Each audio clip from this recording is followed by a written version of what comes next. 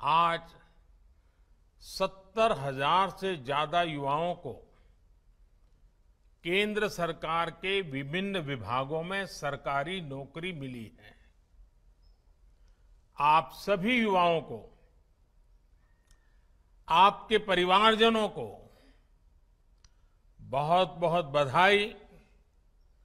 आपके उज्जवल भविष्य के लिए अनेक अनेक शुभकामनाएं। साथियों,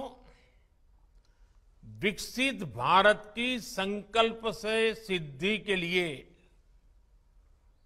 हमारी सरकार युवाओं की प्रतिभा और ऊर्जा को सही अवसर देने के लिए प्रतिबद्ध है।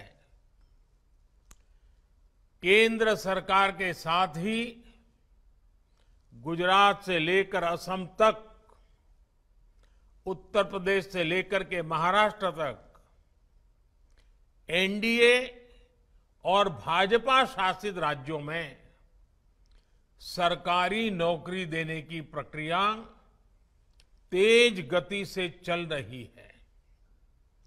कल ही मध्य प्रदेश में 22,000 से ज्यादा शिक्षकों को नियुक्ति पत्र सौंपे गए।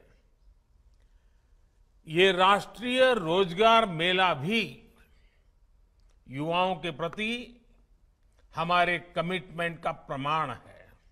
आप भी अपने भीतर के विद्यार्थी को जिंदा रखना, कुछ न कुछ नया सीखने की कोशिश करते रहना, वो जीवन के नए नए द्वार खोल देगा।